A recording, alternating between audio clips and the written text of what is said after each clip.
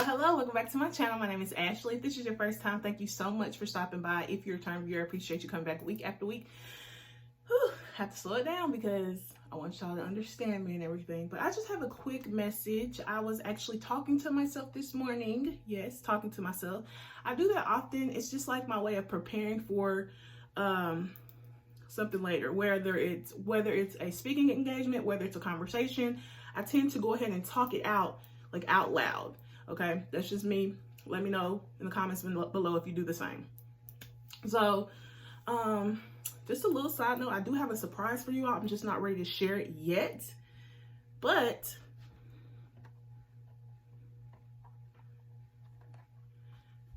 just know this conversation I'm going to have kind of ties in with the surprise. So long story short, I was kind of prepping for a conversation I'm going to have with my family, and as I was talking out loud, literally it's like as if the God in me began to speak, because it was just so good. I had to grab my phone and type up what I said, and I was like, I gotta share this. So it's gonna be like titled Stunting Growth, right? So we'll just go in with like child development. 9 times out of 10, when a child's growing, they go through different stages of growth. So it may be they start out doing this little thing here. Then next thing you know, they start crawling, and then they may start pulling up on things, and then they'll take one step, and next thing you know, they're walking, right?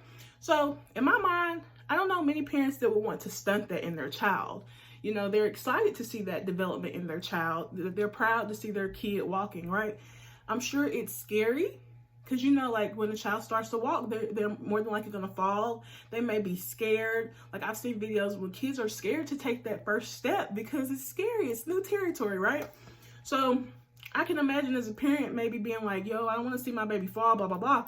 But it's part of the process. So you don't want to stunt your child's growth. God showed it to me in this example, whereas if you sit there and carry your child, they're not going to be able to walk. And at the end of the day, it's hindering their development. And it's also, it's essentially putting the weight on you. Babies are heavy, dude. And so do you really want to be carrying around a 30-pound baby for the rest of your life? And then you wonder why when they're 30 years old, you're still carrying them. Now, that's to a parent and the child. From the child's perspective, it's probably very annoying. Like at the end of the day, even though you're an adult, you're grown, you're still their child, okay? And so it could be annoying when you feel like, dang, like, yo, I'm trying to grow. And at the end of the day, you know in your mind, they trying to carry me, but that's not necessarily your place no more. I'm growing, right? I'm growing. And with that comes growing pains. Like that stuff is real. Growing pains are real. I don't remember ever experiencing them personally, but I mean, I've heard of that. I've heard of people aching when they're actually physically growing in stature. Yeah, y'all know what I'm trying to say.